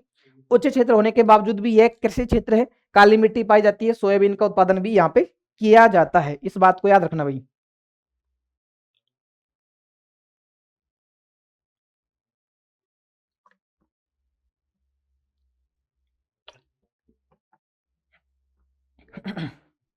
उसके बाद में नेक्स्ट प्रश्न है आपके कोपेन के। अच्छा, जलवायु में जो आपके राजस्थान में त्रिवार्ता का जलवायु वर्गीकरण पूछा है ना, और भारत में आपसे कोपेन का जलवायु वर्गीकरण पूछा है।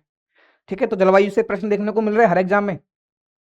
जलवायु वर्गीकरण के अनुसार AMW आपसे पूछ लिया है, जलवायु भारत के किस भाग में पाई जाती है? उत्तर पूर्वी राज्यों में, तमिलनाडु में, जम्मू कश्मीर में और केरल तट में। इसका सही जवाब है केरल तट। ये आपका जो भाग है जिसको मैंने रेड कर दिया, ठीक है, ये जो रेड किया है वो आपका केरल तट है। ठीक है, केरल तट के भाग में ये पाई जाती है, इसका मतलब पश्चिमी घाट के पास ये पाई जाती है ना। अब लोग इसमें कंफ्यूज हो गए थे, तमिलनाडु तट इसमें कर दिया था, तमिलनाडु तट AS में आती है, इसमें नहीं आती, AMW में है, केरल वाला भाग, है ना, ये आपको याद रखना है।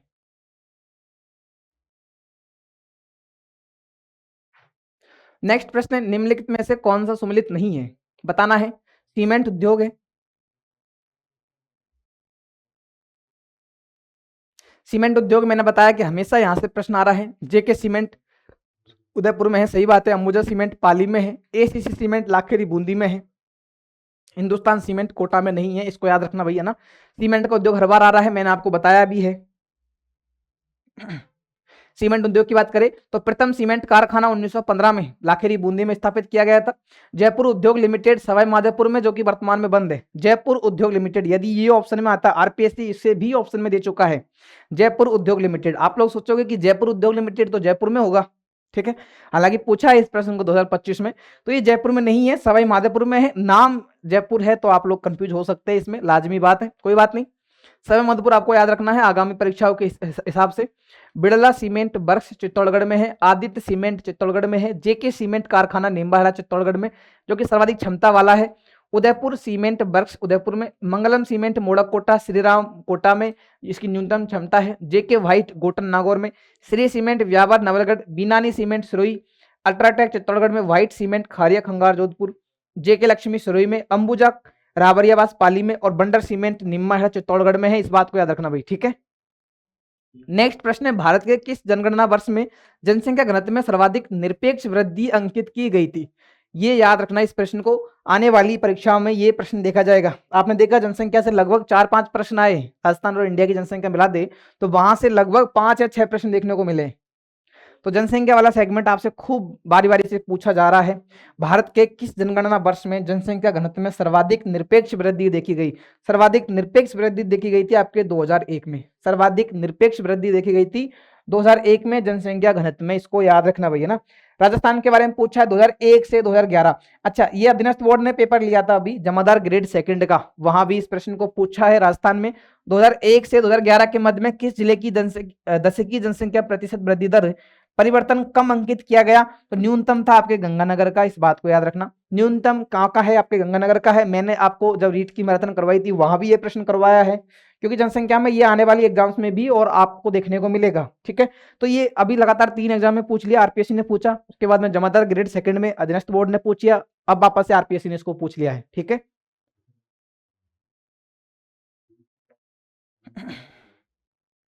उसके बाद में नेक्स्ट है आपका विधि विरुद्ध क्रियाकलाप निवारण अधिनियम 1967 की धारा 25(5) के अनुसार शब्दावली नकदी से क्या अभिप्रेत है? ये आपसे पूछा है। चारों ही कथन इसमें सही है। किसी भी करेंसी में सिक्के या नोट, पोस्टल ऑर्डर, यात्री चेक्स और बैंकर्स ड्राफ्ट, चारों ही ऑप्शन सही है, याद रखना इसको।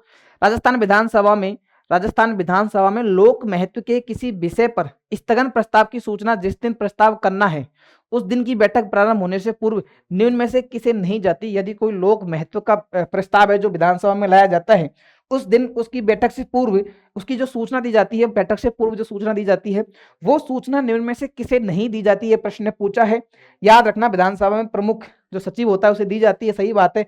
संबंधित मंत्री को दी जाती है, क्योंकि अपन पढ़ते हैं कि मंत्री की इच्छा, मंत्री से पूछकर ही आपसे सदन में वो प्रश्न रखे जाएंगे, वो प्रस्ताव रखा जाएगा जिस भी संबंधित मंत्री है, ठीक है। अध्यक्ष तो सीधी सी बात है, इसमें आप ऐसे याद रखना कि अध्यक्ष व सदस्य तो आपको अध्यक्ष व सचिव तो आपको याद रखना ही है, संबंधित मंत्री भी आपको याद रखना है, क्योंकि मंत्री की पूर्वानुमति से ही सदन में रख सकते हैं।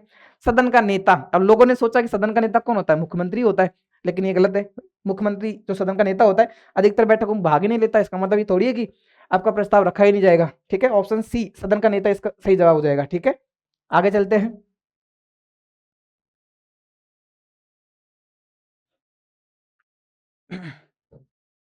जनवरी 2025 में राजस्थान हाईकोर्ट के रजिस्ट्रार जनरल के तौर पर किसे नियुक्त किया गया? अब ऐसा नहीं है कि ये प्रश्न पहली बार देखने को मिला है। रजिस्ट्रार जनरल का जो प्रश्न पूछा है आरपीएससी 2024 में पूछ चुका है, 2025 में भी इस प्रश्न को पूछ चुका है और इस बार 12 जनवरी को 2026 में भी इस प्रश्न को पूछ लिया है। रजिस्ट्रार जनरल हाईकोर्ट का कौन है? इसको बताना है आपको, चंचल मिश्रा, है ना। अब ये लोग अपन पढ़ते नहीं है, हाईकोर्ट पूरा पढ़ लेते लेकिन रजिस्ट्रार जनरल अपन छोड़ देते हैं, ठीक है। तो जोधपुर में जो आपका विधिक न्याय प्राधिकरण है उसके अध्यक्ष कौन होते हैं, संरक्षक कौन होता है, ये भी प्रश्न आता है, ये भी अपन छोड़ के जाते हैं। तो ऐसे प्रश्न आपको तैयार कर रखने चाहिए। जनवरी 2025 में राजस्थान हाईकोर्ट के रजिस्ट्रार जनरल के तौर पर किसे नियुक्त किया गया? चंचल मिश्रा को नियुक्त किया गया है। पहली बार नहीं पूछा, इस प्रश्न को पहले भी पूछ चुकी है आरपीएससी, तो आपको ये पैटर्न पता होने चाहिए कि यहाँ से आरपीएससी पूछता है, प्रश्नों को पूछता है। यदि आप पीवाईक्यूज देखोगे आपको समझ में आ जाएगा कि आरपीएससी का इलाका क्या है। नेक्स्ट प्रश्न है, भारत के संविधान का निम्नलिखित में से कौन सा अनुच्छेद राज्य से खास तौर पर न सिर्फ आय में बल्कि प्रतिष्ठा, सुविधाएं और अवसरों की असमानता?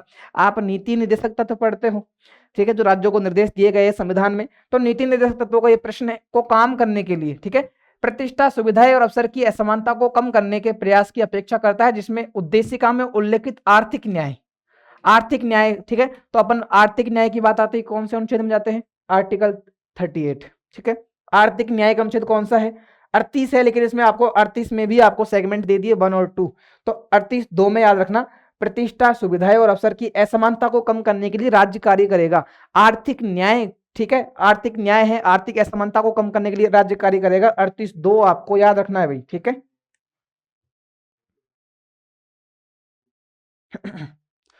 उसके बाद में आपका नेक्स्ट प्रश्न है, भारतीय संविधान की विशेषताओं और जिन विदेशी संविधान में से भी प्रभावित हुई है उनके संदर्भ में आपको बताना है।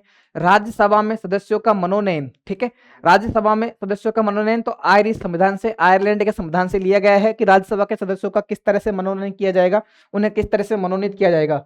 सुप्रीम कोर्ट की सलाहकारी अधिकारता ये कनाडाई संविधान से ली गई है भाई। सुप्रीम कोर्ट की सलाहकारी अधिकारता मतलब आर्टिकल 143, इसमें राष्ट्रपति को सुप्रीम कोर्ट सलाह देता है, याद रखना। व्यापार वाणिज्य और समागम की स्वतंत्रता ऑस्ट्रेलिया संविधान से ली गई है। व्यापार वाणिज्य, राज्यों के मध्य में कैसे व्यापार होगा, राज्य और सेंटर कैसे आपस में समझौते करेंगे व्यापार के संबंधित, ये ऑस्ट्रेलिया संविधान से ग्रहण किए गए हैं। तीनों ही सही मिले हुए हैं, याद रखना इस प्रश्न को। उसके बाद में ये बड़ा शानदार, बड़ा खतरनाक प्रश्न है, आप इसको खतरनाक प्रश्नों की श्रेणी में रख सकते हैं, ठीक है। वैसे पेपर डिप्टी कमांडेंट का है तो हो सकता है वहां पे ये चीजें पूछ ली गई हो, बाकी और एग्जाम्स में हो सकता है कम नहीं पूछे। वैसे आरएस में जो मेंस में नया सिलेबस ऐड किया राष्ट्रीय सुरक्षा, थोड़ा बच के रहना, कुछ भी आ सकता है। भारत के पूर्व राष्ट्रीय सुरक्षा सलाहकार व उनके कार्यकाल के संबंध में आपको मिलाना है, पूर्व राष्ट्रीय सुरक्षा सलाहकार और उनका कार्यकाल। ब्रजेश मिश्रा, जे.एन. दीक्षित, M.K. नारायणन, शिवशंकर मेनन। ए में सी है, ब्रजेश मिश्रा है 1998 से 2004 के मध्य में, ठीक है। जे.एन. दीक्षित है 2004 से 2005 के मध्य में। M.K. नारायणन है 2005 से 2010 के मध्य में, और शिवशंकर मेनन है आपके 2010 से 2014 के मध्य में, ठीक है। ये खतरनाक प्रश्न की श्रेणी में था। उसके बाद में आपसे आर्टिकल दिए गए हैं और मिलान करवाया है ना। कॉलम 1 में आर्टिकल है और आपसे मिलान करवाया है। ये मैं कहूंगा कि बिल्कुल टफ प्रश्न नहीं है, ये आप पढ़ते हो पॉलिटी में, इंडियन पॉलिटी में आप आर्टिकल पढ़ के जाते हो, रट के जाते हो, ठीक है। सुप्रीम कोर्ट से संबंधित प्रश्न पूछे हैं आपसे। अनुच्छेद 126 में क्या है, 1 में 3, अनुच्छेद 126 में है कार्यकारी मुख्य न्यायाधीश की नियुक्ति। 127 में क्या है, बी में 4 का मतलब 127 में आपके तदर्थ न्यायाधीश की नियुक्ति, तदर्थ न्यायाधीश की नियुक्ति। सी में 1, ठीक है, उल्टा बोल दिया गया, सी में 1। अनुच्छेद 128 में क्या है, उच्चतम न्यायालय की बैठकों में सेवानिवृत्त न्यायाधीश की नियुक्ति। और डी में क्या हो जाएगा, डी में 2 हो जाएगा आपकी, डी में 2 हो जाएगा, ठीक है। इसका मतलब अनुच्छेद 129 में क्या है आपके, अभिलेखीय न्यायालय होना। अनुच्छेद 129 में क्या है, सुप्रीम कोर्ट का अभिलेखीय न्यायालय होना। इसका मतलब ये कि यदि आप सुप्रीम कोर्ट के जो आदेश नहीं मानते हो तो आप पे कार्यवाही की जाएगी। तो अभिलेखीय न्यायालय की शक्ति सुप्रीम कोर्ट की आर्टिकल 129 में है। आर्टिकल 128 इसमें क्या है आपके, बैठकों में सेवानिवृत्त न्यायाधीश की नियुक्ति, सेवानिवृत्त न्यायाधीश की नियुक्ति है, याद रखना भाई। सुप्रीम कोर्ट के अनुच्छेदों से ये प्रश्न आया है, ठीक है, तो याद रखना भाई इसको। उसके बाद में नेक्स्ट प्रश्न है आपके, ठीक है। राष्ट्रीय रक्षा विश्वविद्यालय आरआरयू के बारे में पूछा, निम्नलिखित में से किस प्रावधान से संबंध के तहत स्थापित किया गया है। अब ये कुछ ऐसे प्रश्न इसलिए देखने को मिला कि पेपर का जो लेवल है, ठीक है, होमगार्ड का पेपर है, डिप्टी कमांडेंट का पेपर है, तो यहाँ पे ये इस तरह के प्रश्न आपको देखने को मिले हैं। इसमें याद रखना ऑप्शन सी इस प्रश्न का सही जवाब हो जाएगा भाई, ठीक है। अब हमारा तो इन प्रश्नों को ना तो पढ़ाए गए हैं, बस आप इनका उत्तर याद रखना भाई सभी प्रश्नों के। उसके बाद में नेक्स्ट प्रश्न था 59, किस बाद में भारत के उच्चतम न्यायालय ने यह धारित किया कि सार्वजनिक स्थानों पर धूम्रपान पर रोक लगानी चाहिए, चूंकि संविधान के अनुच्छेद 21 में के अधीन गारंटी किया गया कि मूल अधिकार उपबंध करता है, धूम्रपान न करने वाले लोग सम्यक विधि प्रक्रिया के बिना ही अपने जीवन के अधिकार से वंचित किए जाएंगे। ये कौन से वाद में कहा गया आपको याद रखना है, तो बाद है आपके मुरली एस देवड़ा बनाम, यूपीएससी वाले इस प्रश्न को पढ़ते हैं, ठीक है। मुरली एस देवड़ा बनाम यूनियन ऑफ इंडिया बाद 2002 में हुआ है, आपको इसको याद रखना है, ठीक है। बाकी मैं इसकी पीडीएफ आपको टेलीग्राम चैनल पर शेयर कर दूंगा। मेरा उद्देश्य यहाँ पर सिर्फ जीके के प्रश्न सॉल्व करवाना है। ये प्रश्न याद रखना, कोई निरोधादेश जिसकी राष्ट्रीय सुरक्षा अधिनियम 1980 की धारा 12 के अधीन पुष्टि की गई है, उसके अनुसार कोई व्यक्ति निरुद्ध हुआ है कि अधिकतम अवधि क्या होगी, तो निरोध की दिनांक से 2 वर्ष तक। भाई निरोध का आप आर्टिकल पढ़ते हो, ठीक है, तो इसमें याद रखना निरोध की 2 वर्ष तक ही उसे आप निरुद्ध कर सकते हो, ठीक है। उसके बाद में नेक्स्ट है आपके वामपंथी उग्रवादियों के जो आंदोलन पूछे हैं आपसे, उसके बारे में बताना है आपको। ऑप्शन सी सही जवाब हो जाएगा, ठीक है। मानवाधिकार के बारे में गृह विभाग का पेपर है, तो याद रखना इसमें ऑप्शन ए सही जवाब है। इसका मैं आपको पीडीएफ टेलीग्राम चैनल पर शेयर कर दूंगा, वहां आप देख लीजिए, ठीक है। वैसे जीके के प्रश्न लगभग हो चुके हैं आपके। ये एक प्रश्न और था आपके राजस्थान में, राजस्थान के संभागों में के संदर्भ में सुमिलित नहीं है, गलत बताना है। संभाग का नाम और जिलों की संख्या, तो अजमेर में 6 संभाग है, बिल्कुल सही बात है। भरतपुर में 5 संभाग है, उदयपुर में 7 संभाग है। जोधपुर इस प्रश्न का गलत जवाब हो जाएगा। अच्छा, एक प्रश्न और है ये, ठीक है। अब ये प्रश्न चर्चा में इसलिए है क्योंकि पहले अभी जो आपके 4th ग्रेड का पेपर हुआ था, ठीक है, अब आपको नाम नहीं लेना चाहिए, आप आरपीएससी के एग्जाम दे रहे हो, तो वहां पर 4th ग्रेड के पेपर में कुछ ऐसे प्रश्न पूछे थे, जैसे कि एक आपसे पूछ लिया था कि कौन सा पद है जो कर्नल के जो आर्मी में है, उससे क्रम पूछ लिया था। अब आर्मी वाले पद है, इस तरह के प्रश्न जो आपके डिप्टी जेलर में, होमगार्ड में आते हैं, लेकिन आपसे वहां पर उस प्रश्न को पूछ लिया। इसका मतलब ये प्रश्न आप याद रखना भैया ना, सशस्त्र पुलिस बल जो भारत भूटान की सीमा पर कार्य करता है, याद रखना, सशस्त्र सीमा बल, इसको लगता है SSB, ठीक है। SSB भारत भूटान की सीमा पर आता है, इसको याद रखना भाई, ठीक है। उसके बाद में ये जो आपके क्षेत्रीय सुरक्षा से संबंधित प्रश्न है, ये आपको पढ़ लेना है, हम आपके सामने इसकी PDF डाल देंगे, ठीक है। उसके बाद में अगला प्रश्न है, हाँ, ये प्रश्न आप राजस्थान पॉलिटी में है, आप इसको देख लीजिए एक बार।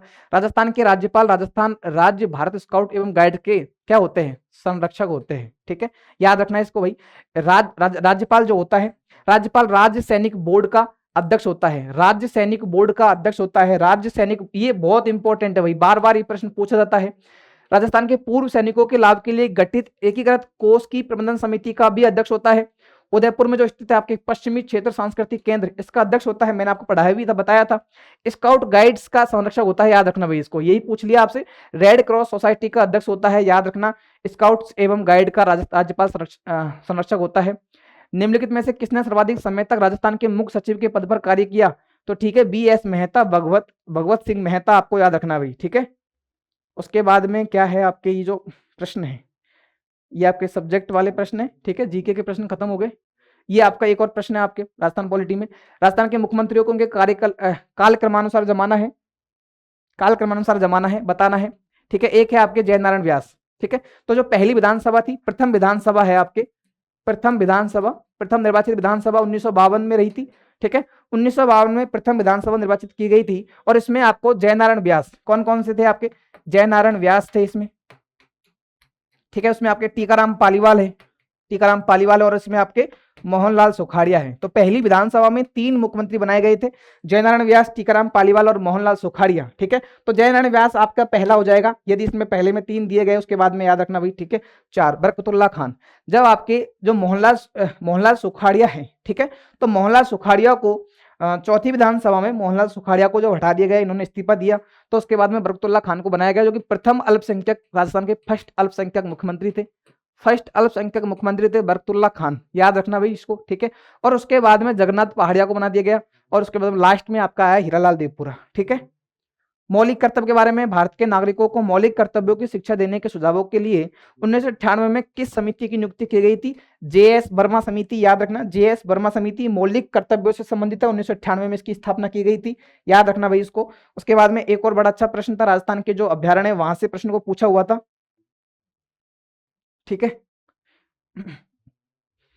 वन्यजीव अभ्यारण्य और स्थान मिलान करवाना था, रामगढ़ विषधारी, बंद वरेठा, बस्सी, फुलवारी की नाल, ठीक है। तो एक में भी रामगढ़ विषधारी आपके बूंदी में है, याद रखना, बंद वरेठा, ठीक है, बंद वरेठा भरतपुर में है, बस्सी अभ्यारण्य आपके चित्तौड़गढ़ में, फुलवारी की नाल आपके उदयपुर में है, आपको बताया हुआ भी है।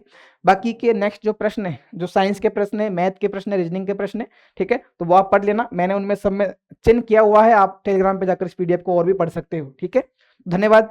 सेशन को शेयर करना अपने दोस्तों तक। आगामी भर्ती परीक्षाओं के जो भी पेपर होंगे, हम उनको भी आपके सामने सॉल्व करवाने की कोशिश करेंगे, ठीक है। धन्यवाद।